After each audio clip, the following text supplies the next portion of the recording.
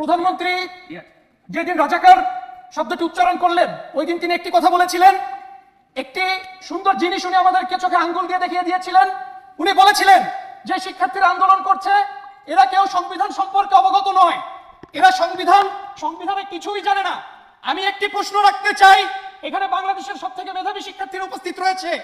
আমরা যখন ছোট ছিলাম আমাদের ভাগ্নির আজকে যারা ছোট আমি দেখেছি তারা স্কুল ব্যাগ নিয়ে যখন স্কুলে যায় সেই ব্যাগে 14 থেকে 15টি বই থাকে, অথচ একটি ছোট সংবিধানের একটি লাইনও আমরা ছোটবেলা থেকে আজকে পর্যন্ত আমাদেরকে শেখানো হয় নাই।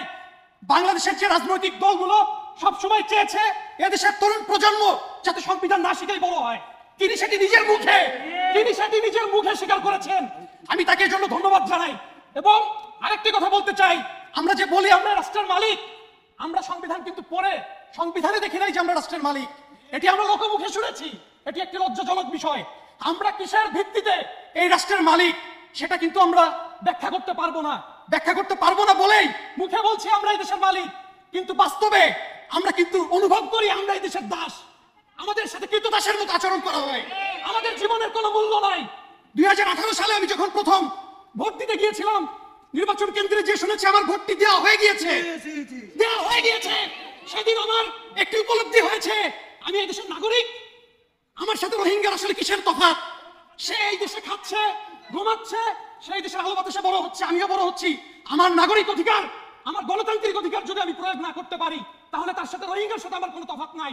আমি আরেকটি কথা বলে শেষ করতে চাই, আইন সবার জন্য সমান একটি বোগাস কথা আমাদের সামনে সাইনবোর্ড দিয়ে ঝুলানো হয়েছে। আমি একটি কথা বলতে চাই, একটি প্রশ্ন রাখতে চাই এই বিবেকের কাছে, রাষ্ট্রের বিবেকের কাছে।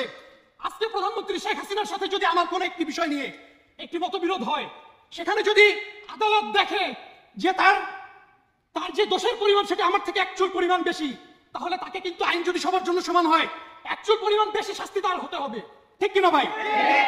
কিন্তু আজকে 2024 সালে এতগুলো মানুষ খুন হওয়ার পরেও তিনি জাতির কাছে ক্ষমা চাওয়ার যে দাবিটি আমাদের রয়েছে 8 দফা 9 দফা দাবির মধ্যে, এই দায়িত্ব নেওয়ার যে বিষয়টি রয়েছে প্রধানমন্ত্রীর, তিনি কিন্তু সেটিকে এড়িয়ে যাচ্ছেন।